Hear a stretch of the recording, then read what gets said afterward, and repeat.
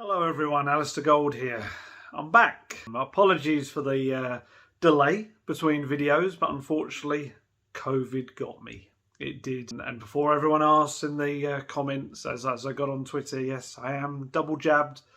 But unfortunately, as we know, that doesn't completely protect you against it. But hopefully, fingers crossed, it stopped me getting it, really, really badly, ending up in hospital or something like that. Couple of rough days, and then I thought it was getting better. Then I had another couple of rough days, but ultimately, I'm much better now.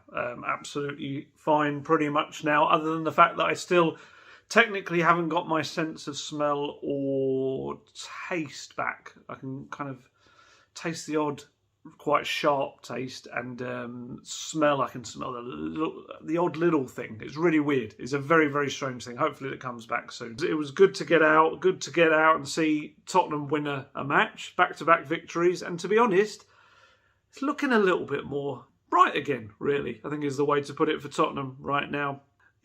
Fifth in the table, 4 points off the top. And you look at some of the teams below them that were above them last season, the likes of Man United, Leicester, West Ham. Spurs are kind of currently above them. It's still early days. It's only 8 games in, but 5 wins out of 8 for Nuno Espirito Santo in the Premier League. Obviously progressed in the Carabao Cup, currently top of the group in the Europa Conference League as well. It's not as bad as it seems, I think is the way to say it.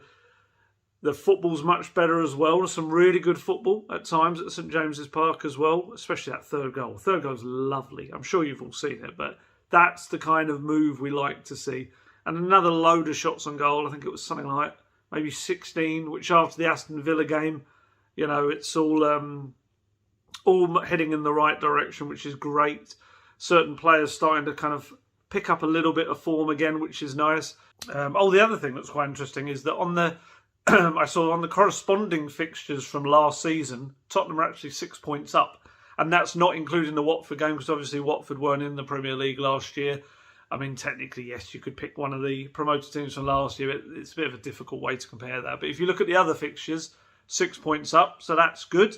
That's improvement. That's what we want, and we want that to continue. You're getting towards this one. It looked like, this international break had been quite kind, and then we got the, wind that had been 2 positive COVID tests within the camp. Thankfully, eventually, they were proved to have been false positives. The players did.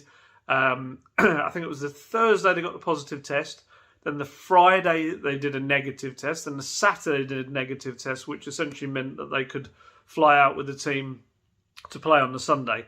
But obviously within all of that, your whole preparations and everything has been completely disrupted, because you're essentially having to plan to have them if they were in your starting 11 and plan not to have them if they weren't. And it's just chaotic. And then on top, actually I should just say on the test thing, the positive test or false positive test, I think it was a really good example of how social media can maybe not be at its finest. As journalists, we weren't going to reveal the names at all. Apologies for the throat thing. It's an after effect of having a load of rubbish down my throat because of the COVID stuff. But yeah, as journalists, we weren't going to ever name the players. As journalists, we have a kind of a moral code that, and I think actually in some countries, journalists, there's actually laws that prevent it. It's essentially it's someone's own private medical information, and if they don't choose to release that, then who are we to tell the world, what's wrong with them or whatever? So I had lots of people saying, "Oh, you can tell me, go on," and all this sort of stuff. And obviously, we saw people putting out certain names out across social media and things like that. And I just feel like what happened in the end with the fact that they didn't even have COVID as it was. Just shows the danger that we do have on social media of people feeling the need to have to identify, to have to name, to have to say these things. I even had someone tell me on Twitter, because I said something like that on Twitter, it was a bit, preachy. It wasn't meant to be, but it was essentially saying, this is why we've got to be careful of putting people's medical information out there when it wasn't even the case eventually. And I had someone saying, I deserve to know what is up with these people. I might meet them on the street and shake their hand and then get it. And other than the fact I looked at their bio and they clearly lived in another country anyway, it's like, what are the likelihood of them kind of bumping into these players who are meant to be sticking in a bubble anyway with their teammates? It's just like, yeah, I'm not too fond of that side of social media, as you might be able to tell.